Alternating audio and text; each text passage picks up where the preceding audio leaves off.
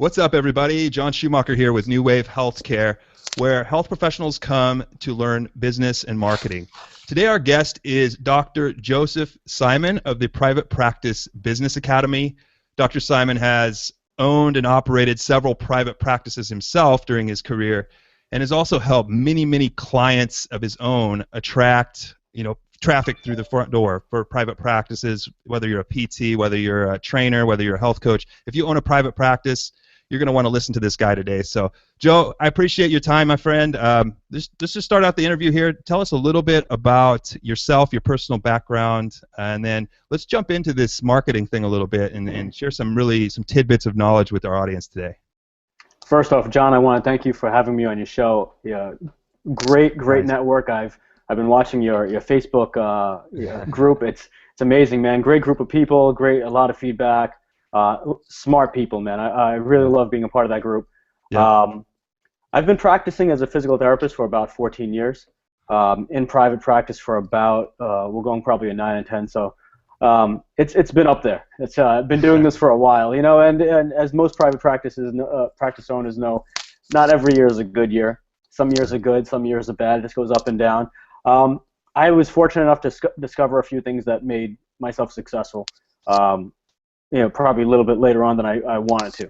But recently, in the last couple of years, I realized that, what I'm doing and what everyone else, I start to see a shift. I start to see that a lot of private practices are still doing what I was doing about 4 to 5 years ago. They haven't figured out how to get more patients in the front door without the simple doctor referral, which in the physical therapy world, most therapists rely on that doctor referral. Mm-hmm. Now, recently in the last few years, we've had direct access in many of the states. There's still a few states that do not have it, and I'm a big advocate for direct access because it's night and day. It just changes how you can practice, and just that mentality of getting more patients in the front door has been something that I've been working on with a lot, not just physical therapists, but with dentists, chiropractors, acupuncturists. Name the profession, we all deal with the same problem. We deal with that problem of getting a person in the front door. So that's what I've been really working on. I've been so passionate about it. I wrote a book about it about 2 years ago. Basically, I designed the book to be more of a to-do process. It was get 30 patients in under 30 days. It's on Amazon. Everyone that reads it gives them a structure of what they should do each day. Now, I tell people all the time, you can apply maybe 10% of that book and you'll get a result. And in the end, that's what I try to. It's part of the education process. You have to implement. That's the main thing. Right. Yeah, we'll definitely link up that book below after we have this archived and everything, so people can check that out. And so, tell us a little bit about what you talk about in that book. Like you said, 4 years ago, you were doing things differently than today, and you feel like a lot of people who own a private practice are stuck, a little bit behind times. What do you think are a couple of the main reasons why they're stuck, and what do they need to do to get up to speed a little bit? Great question, John. Great question. I'm going to tell you a little story first. This story is related right to that question. I was at a conference recently, and I'm not going to name the conference because I know the conference organizers very well. And there's physical therapists, occupational therapists at this conference. And at the end, I get to speak to everyone, and we were having a great discussion. And I was trying to figure out where one therapist came up to me, and he goes, "What do I do right now to make my practice grow?" Right? Mm-hmm. And look, every therapist has a different practice, has different pluses and minuses to their practice. Some could be, concentrating on women's health. Some might just have great manual skills. Some might be more fitness-based, right? So there are so many avenues that a physical therapist can take. And, over the years, I've been a proponent of not losing all those things because, personal trainers have probably taken a little bit away. OTs have taken a little bit away. But I don't think of this as a bad thing. This shows you that you have more people to work with. But what I tried to explain to this young guy was I was trying to explain to him, like, one strategy will not work for everyone, right? And even myself in my own practices that I own and I partner with, one strategy never works. I might try 5 or 6 different strategies. It's the one that generates the most profit at the end of the day. That's a strategy that we can use over and over again. And I'm going to be honest with you, I build strategies for the entire year. So it's not a guesstimate of what we're going to do this month. My staff knows, my partners know exactly what we're doing for each month. And each month we say, okay, this is the strategy that we're going to use for this month. And look, and everyone knows, some will work, some will not work, but when the ones that work are done consistently and implemented, the return on investment is, like tenfold, because we know what we make per patient. We know what the value of that patient is. And then I also ask a therapist or a practice owner, what's your lifetime value of that patient? Because that patient's going to come back if you keep good a retention value, or if you keep good customer relationships going with that patient. So That's another thing I teach in the book about keeping a good patient rapport going. And after you're done, you're not really done when the patient is discharged, right? Keeping contact with that patient is so important. And I think that's where a lot of practices have lost that thing. They just look for the next patient. They look for the new patient, when in reality the gold is really sitting in your patient list. If you have a patient list right now, and I'm going to say a practice that has been practicing for more than 2 years, I guarantee has a patient list of over 100 patients. So now, out of that 100 patients, if we send out a letter right now, if we do an email right now, if we do a postcard right now to that 100 people, we've guaranteed 10 people to come in off of that campaign. Now, 10 people could equal $1,000, 10 people could equal 10,000, depends on, obviously, insurances, private pay, what it's going to end up to. But would you spending a total of $100, $200 on these 3 pieces of mail, would that be worth the 10 grand, or the whatever that return on investment is? Right. So that's what I teach people. The first thing to do, and this is something they should basically try right away, is look at the patient list that they have right now, and that's where the gold is right now, because it's easier and it's probably much more cost effective than talking to your old patients who already know you than the patients you have to go find. Right. Absolutely. Yeah. Your list is golden. So you have someone. Is there like a little typing in the background or something going on? I'm sorry. That is my my phone. Everyone is still texting me. I forgot to turn it off. No problem. Yeah. So that's the wonder of live hangouts, man. We're live right now, so you know what?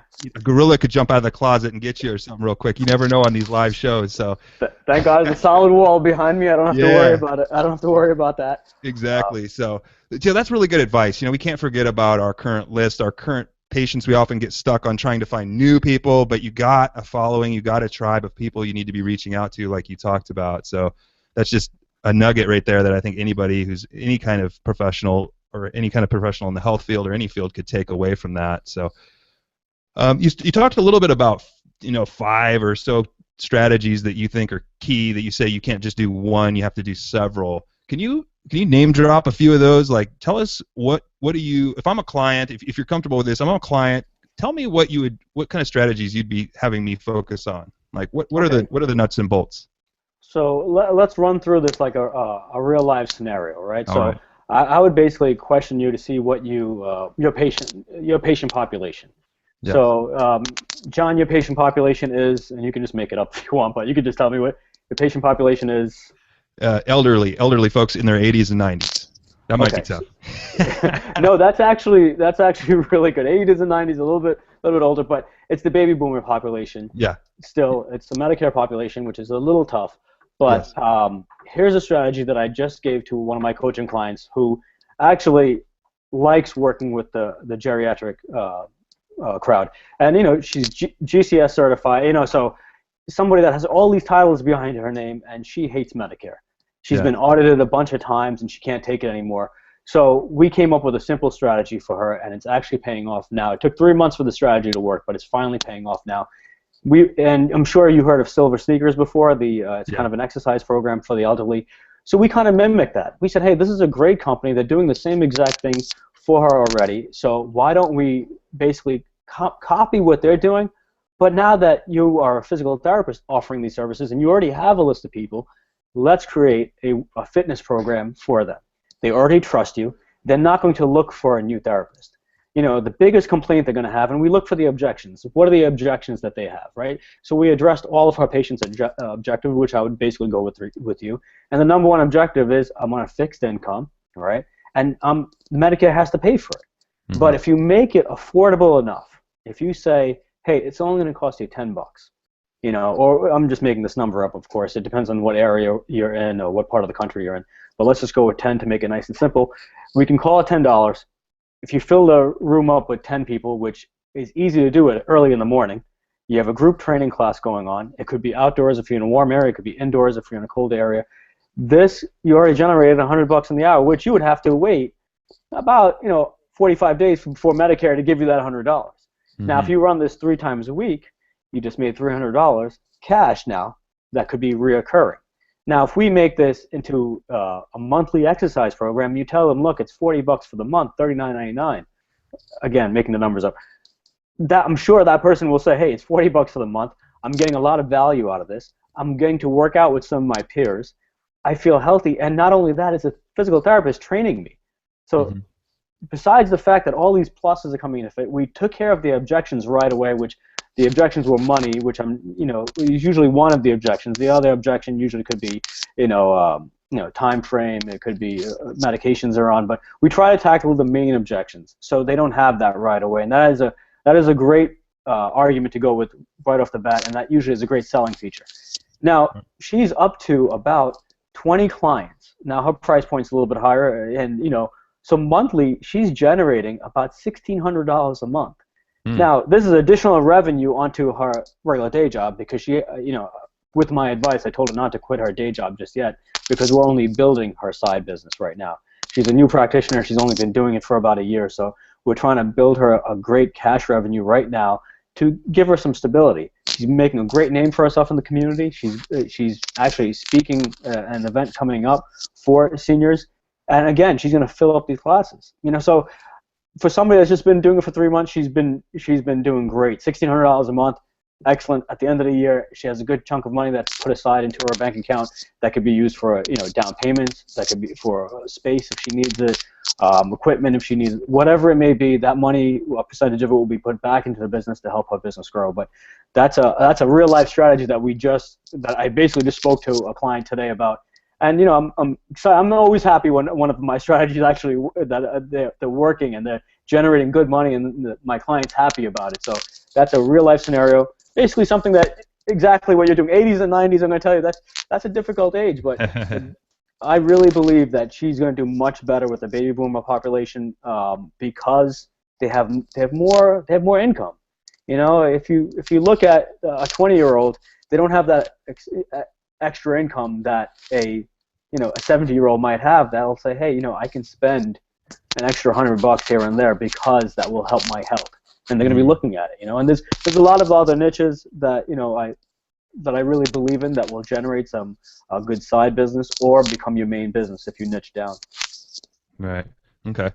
Yeah, that's a good point. That's an interesting topic there with the elderly. I want to talk to you more about that later after this, man. Yeah. I work with quite a few elderly patients, and I'm looking for a little side income as well. So that'd be interesting to talk more about. But no problem. And I'll give you that. I'll give it to you right now, because I'm sure there's others listening right now that might be in the fitness space that'll say, hey, or the PT space that are like, hey, I have a Medicare population. How do I make some money from them? Because Medicare, look, I do not accept Medicare in any of my clinics or any of my partner clinics. Yeah. The simple reason is because I do not want to waste time of my office staff going through audits. And I've done this before, and I'm actually interviewing someone later on my show about going through a Medicare audit and how to beat it. But I gotta tell you, in my world, it wasn't worth my time, or my stress or my health or anything. So I decided that. But there's plenty of PTs that I work with and good friends of mine that they're in areas where there's a lot of Medicare and they have no choice, and that's fine. So I'm not a proponent of telling somebody don't take Medicare.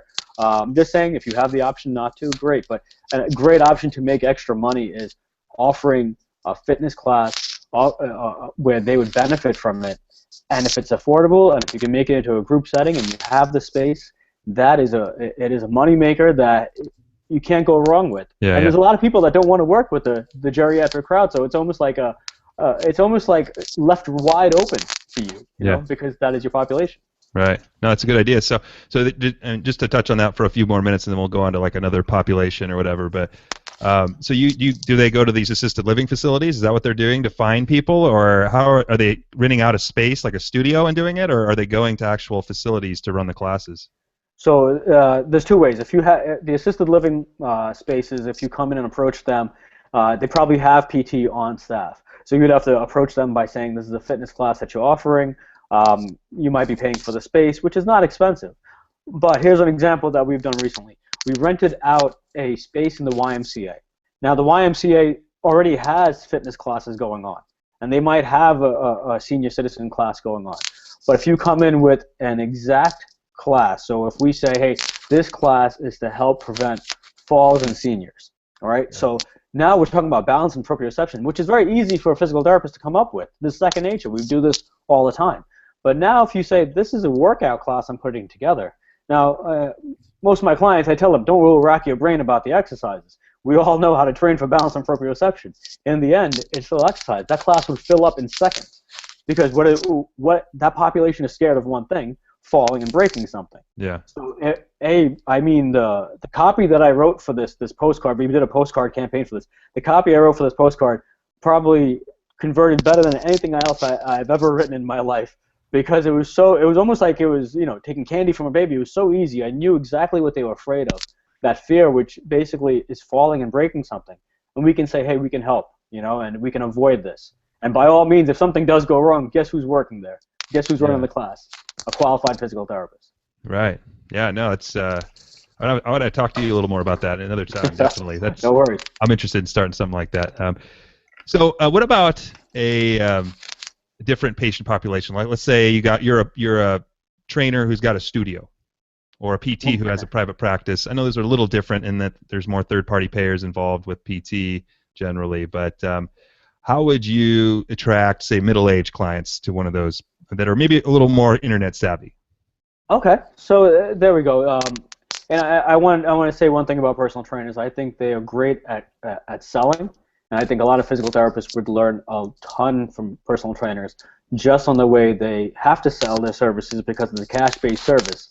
And they are selling the services after their packages are done, or if it's a monthly, they have to get a client to sign up again for their routine. And I mean, I had the fortunate, my clinics are basically based where we build gyms around our clinics. And I got to say, the one thing, I see trainers all the time, and I see how they work with their clients and how they sell their clients on fitness. And it's true, more patients will go to training and fitness due to vanity than they decide to go to physical therapy for an injury. And I've seen this time and time again. But to address your question, if we have an internet savvy crowd, and we know if we can narrow that audience down a bit, so if we say, hey, we're looking for middle-aged, and obviously demographics are extremely important. So if the personal trainer comes to me and says, hey, look, I want 35 to 48-year-old women, and that's my clientele, that would help me a little bit. But then I would need more information. Okay, what kind of women do you want? Do we want the affluent women who can afford your cash services? Are you that expensive? Do you want to run a boot camp where you can keep your prices very cheap and you can do it by volume? So there are a lot of questions involved with that. Boot camps make great money because you have a lower price point, but you have to do volume. But again, if you're built for that, and I've ran boot camps before, and we've made great money on it. But again, it's tough work because you constantly have to deal with a lower end clientele. Now, I like dealing with the higher end clientele. I like dealing with the clients that want to pay more money for that time, for that service, for your expertise. That's a client that will value your service. So if we're targeting that person, this is a great thing that I've learned. Where do we go to find that person? So there's a couple of different ways to do it. Facebook is a great tool, and I'm sure you use Facebook as well for targeting. It works well. Facebook ads, is that what you're doing? Facebook ads are a great tool, but there's one thing that most people forget. A lot of my clients decide, yeah, I ran Facebook ads, it did not work for me. And I said, well, there's a couple things with Facebook ads. Number one is banner blindness, which means that whatever you have to test out to see what graphic or what picture attracts most attention. I like to use 3 and to see which one of the 3 works the best, and then run the other one for at least 3 days. And I'm looking for about 300 clicks. If I'm not hitting 300 clicks, then there's something wrong. I'm also looking for a conversion rate probably higher than 0.5. So a click-through rate. Not a conversion rate. A click-through rate higher than 0.5. So if the audience right now is looking at their Facebook stats, go over to where it says CTR, look at the rate, and see if it's higher than 0.5. If it's 0.5 and above, good. 0.5 and below, not so good, right? Don't look at how much you're spending just yet. But if you see that number, that click-through rate, which is so important, that's something you can know. Then you can really scale up from where you are at that point. But again, Facebook ads, good, but there's a lot of work to be involved. A lot of people they set it and they forget it, which is absolutely wrong in any type of ads, including Google AdWords or Facebook ads, or if you're running banners. You have to be on top of this daily. You have to look at your numbers daily, and that is something I didn't do in the beginning. I just set it, walked away for 3 days, came back, and I'm like, oh my God, I just spent $500. I'm like, what happened? And I didn't get, I got a bunch of clicks, but nothing happened. So don't do that. Don't make my mistake. Got to watch it daily, watch your numbers, and it's not hard. It's just a little bit tweaking. But again, look, if that's not part, I'm a big believer in the 95-5 rule. It's not part of your 5%. Outsource that. Give that to someone that's competent, that has a good system for that, who follows up, who gives you reports. That's who you have to team up with, and that's very important, because that's in the end, if it's not something you're good at, it took me a lot of time to learn it. I probably dedicated about 3 months to learning how to run Facebook ads and Google AdWords, and 3 months of my time just to learn that. And if I look back, it's good to know, but I wish that I knew somebody or hired somebody in the past that would do it correctly and teach me. That would work so much better. Right. Yeah, absolutely. And that's what we talk about a lot on this show is, you can outsource stuff. You don't have to get stuck on things that you don't know, right? But you just need to know kind of what to outsource is more important. So absolutely. You got something rubbing. I don't know what it is. If it's your mic or your earbud cord or something, I'm hearing some kind of a rubbing noise. Yeah, I don't know what it is, but I thought it was somebody maybe typing if you were in your office or something like that. But I am in the office. Everyone just left. Okay. So that's if there was typing, she was typing in the background, but she just left. But okay. I'll try to keep I'm not sure if the earpiece is rubbing.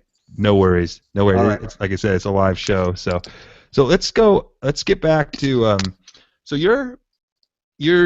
so if you were say like a trainer or a PT or doctor or anybody or dentist who has who targets middle-aged folks, you would definitely target them through Facebook. Is that some of your? Can you paint an overall picture without getting too deep into it? Like what would be your top 3 marketing strategies for those people?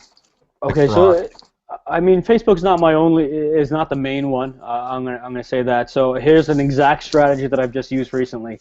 My exact strategy is broken up into 3 parts, and this is something that I give my coaching clients because it works. Now, it's a direct mail campaign, it's an online campaign, and it's a phone call. Mm-hmm. So it's 3 things, right? And these three things, if it's done correctly, will convert like anything you've ever seen before, because it takes something very simple. You want that person who sees your message the first time to see, okay, they see the message, they might not click on it the first time. The second time they might take a look at it, but they don't really think this is for them. The third time, once we get their information, we follow up with them. The follow-up is when they start believing in it, when they say, hey, you know what is it going to hurt for me just to come in and just seeing it. So here's an exact campaign that I use. So everyone has a pen and paper, write this one down. So first thing we do is we do a mail out. So this is the direct mail campaign, and this is easily done. If we look at the postal service these days, they do something called every door direct mail. Mm-hmm. You can target your exact street.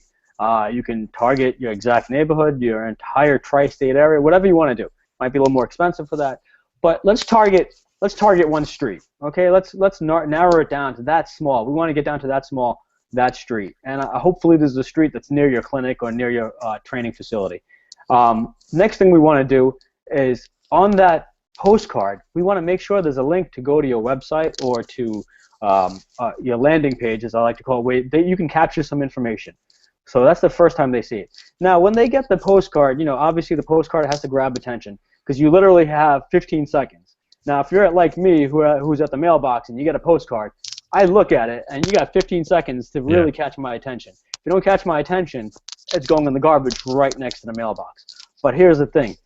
This has worked for me time and time again. If there's something attached to the postcard or the letter, whichever one you prefer, either or. Now, I'm sure you've seen those pieces where they attach a nickel to the letter, or they attach $1 to the envelope, or they got a little toy inside of it. That works, because what does it do? It grabs your attention. You actually hang on to it, or you might even take it inside your apartment or your house. It makes it past the mailbox. And that's a little trick that I've used. And depending, obviously, on what we're mailing out, that trick worked over and over again. It gets inside. It gets them to the website. Once they're to the website, again, they have that option of, again, another 30 seconds of looking at your website. Now, your website either has to give them a reason for them to call, or it has to give them a reason to enter their email address, because you're going to have some type of opt-in built in for them to capture that information. Again, you have that 30 seconds to get that information. So if it's not there, if that headline's not capturing the information, you don't offer something of value for them to take away, and that has to be free of them taking it away. We have people walking in. Don't worry, I'll be waving. If you don't have something free to be offered, again, that person's just going to click off of it. Now, there's different tricks and tactics. Obviously, you can do retargeting on it. We can set up different ways where the ad will keep popping up on their website. Obviously, that's going a little bit too deep, but let's just say the person enters their email information. You have that information. You can follow up with that email easily with an autoresponder or an email, just letting them know, please give me a phone call today, or your contact information. Or obviously, if the opt-in box has a phone number, which I like to use because most likely people will enter their name, email, and phone number. The next step of it is actually making that phone call, actually letting them know, like, hey, we are giving this away to a select number of people. You qualify. Please come in. You have this many days to use it. Now, the reason why we set it up this way is because now they only have a select amount of time to use it. If we just say, hey, you qualify, come on in whenever you want, they will never show up. You have to have a deadline set up. I like the deadline of less than a week. I've used 2 weeks before. It's hit or miss. It's testing. We have to see which one works better. I have some clients that I've used 2 weeks and it worked well. Some have used 1 week. I used recently with my partners. We used 3 days, and that converted amazingly for us. But that is an actual strategy we use today. That was used for a fitness client of ours, and it worked really well. Yeah. How do you keep track of all the statistics? I mean, I know Facebook ads have their own analytics, and how do you do that with direct mail, or what kind of a system do you put together to track all that? Excellent question. There's two things. So if I am working with a client, obviously I can't depend on the client's statistics or their staff telling me how many people called. So we set up a different phone number that obviously we have tracked, so we can track how many people call that phone. And honestly, I'm going to tell you something right now. I don't rely on any of my client staff, because staffing is a different show altogether that we can discuss. But I rely on my own staff because they know how to sell, and they know how to close a client. They know how to get that client in. So it's worth so much having the right staff there. But having a separate phone number is one way to do it. Having Google Analytics, which I live by, which I think people argue with Google, and I think Google's great. There are some discrepancies between Facebook stats and Google stats and Google Analytics. I mean, I look at it once in a while. I see one thing Google Analytics reports, Facebook reports something else. Let's remember one thing. They are both businesses. They are out to make money. I'm sure there's a discrepancy somewhere in there. So, we just live with it. We just take as much information as possible. They're probably, I'm going to say, about 90 to 95% correct. There is probably a skew of 5% where they're wrong. I find more discrepancy with Facebook than I do with Google Analytics, though. Right. Yeah. So, what kind of tools do you use? I mean, what kind of, say, online tools do you use to market for your clients, for yourself, for your own businesses? Like, what are something like a lead pages or whatever you do, like online? Like, what are your email responders? Like, what are the tools you use to make your system work? Excellent. Lead Pages is a great piece of software. I love Clay Collins' information. He puts out a lot of testing. That's simple to use. I mean, look, WordPress, I'm a simple guy. I started off with the WordPress site. I know how to get the WordPress site up and running. We make it nice and try to make it as simple as possible. That is my best strategy. A lot of people look at the shiny object. They see it's a new thing, and look, I even check out Lead Pages, and I'm like, wow, look at this template. This template's great. But I'm going to tell you one thing. The more simplified you can make your setup, it really, really converts much better than going through a lot of hoops. But I mean, look, autoresponders, you can go as simple as Aweber and set up an autoresponder. You can, Infusionsoft obviously is the creme de la creme if you want to spend that kind of money monthly, but they have so many bells and whistles. If you really understand that, I think that is probably the best system to use. But again, I don't make any money off Infusionsoft. I'm just letting you know that a lot of my friends in the internet marketing space and the fitness space and healthcare space, they all use it, and I see the benefits they receive off of it. But for myself, I do not use it because it it's just too much. I try to make my systems as simple as possible. So it's not only me. You know, I don't set up all of it myself. I have staff. I outsource it. So I want to make sure they can do this quick. As soon as I text them or if I email them and say, hey, we need to change something, it has to be simplified where everyone could do it. So that's what I believe. Right. So yeah, and you want to keep it simple in the beginning, right? I mean, Fusionsoft, I've heard, is just pretty complicated, and it takes a little bit of a learning curve, but it's definitely more flexible if you're dealing with multiple lists and things like that. But yeah, I use Aweber. It's fine. You know, it works fine. Yeah. It's simple, straightforward, reliable, good customer service, and then Lead Pages as well. Simple. Yeah. Simple, plug and drag and drop. You don't have to know how to make pages. You don't have to know how to make opt-in pages. They do it for you, and you just set up the text and all that stuff. So it's and then so you basically just have a WordPress site, and you have Aweber for your opt-ins, and then you use Lead Pages for sales pages and opt-in No, pages. I used to use Lead Pages. I stopped using Lead Pages. I've actually just almost swipe. I call it swipe and deploy. I basically swiped their style of page, and I would just hire a programmer and tell him to make that same page on my WordPress site. So I have different pages set up on my WordPress site that basically is set up that mimic what Lead Pages is. Because if I find a template that works really well for me, obviously instead of using Lead Pages all the time, I just say, okay, look, this one worked. Might as well just use it myself, and then I use that template myself. But again, everyone has to go and test it out to see which one is the best. But once you test out and see something that's worked, that's the one you got to go with, and you just got to stick with that one. That's the best advice you can give anybody. Just stick with what works, and it's testing. You have to see which one really works for you. Right. Yep. And keep it simple and don't overcomplicate it. Yeah. So, what's a book you'd recommend? I know you talked about your book that obviously we'll have that link below to have people check it out. But what are a couple of good books that you'd recommend on marketing or business in general? Got it. Well, business in general, I'm sure everyone's mentioned the Think and Grow Rich books, which is obviously the where everyone should start off at. There's a great book, and I don't know the author of the book, but it's called Referral Engine. It was written. It's a bright orange cover. I can't remember the name of the author right now, but I think I read that a while ago. That was an excellent book. Recently, I'm on Out with the Devil, which is part of Napoleon Hill and Think and Grow Rich. They just released it. I've only gotten halfway through the book, but amazing information in there. He's written it more like a story, so you can consume it much faster, and great lessons in that book as well. Yeah, absolutely. Good. Those are two great books. So let's see, what else do I got for you today? Here, we got to dig in a little more here. What would you do differently today? Actually, so let's say it was 3 or 4 years ago, and what would you do differently then than you would do today? Like having your mind today and what you know today, what would you do differently back then? Is what I mean. Yeah. So the big thing now is everyone, and a lot of the practices I consult with, I basically think you have three options.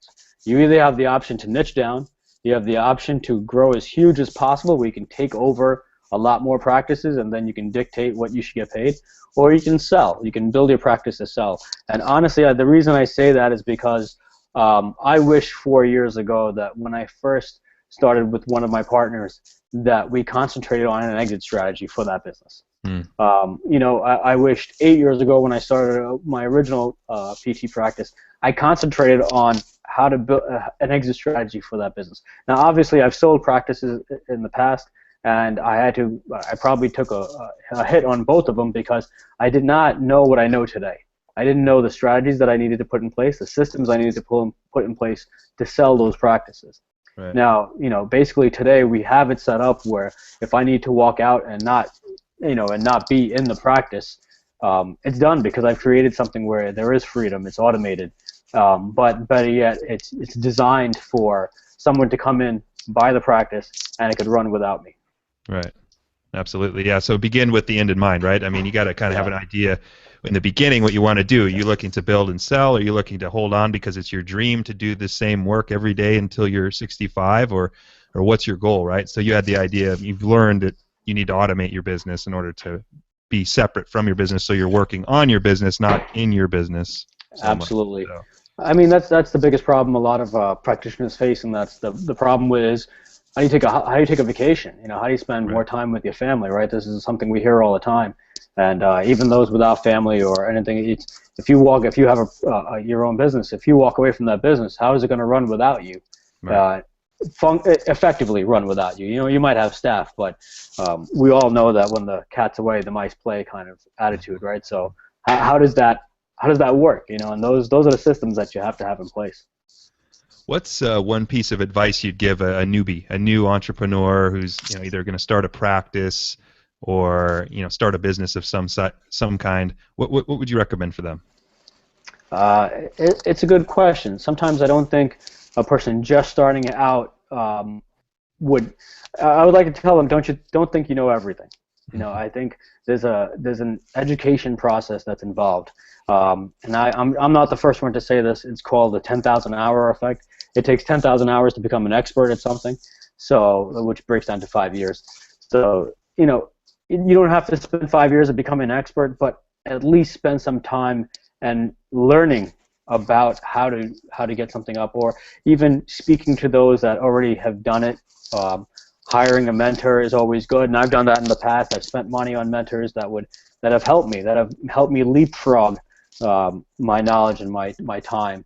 Because look, if we said about the like we said about the the 95-5 rule, if I spent all that time just doing it myself, I would still be nowhere near where I am today. You know, I gotta credit my mentors. I gotta credit the fact that did I spend money with them? Yes, but it was more. You have to look at it as an investment. I invested a ton with them, but what I got back in return it's not measurable. It's not measurable at all. Yeah.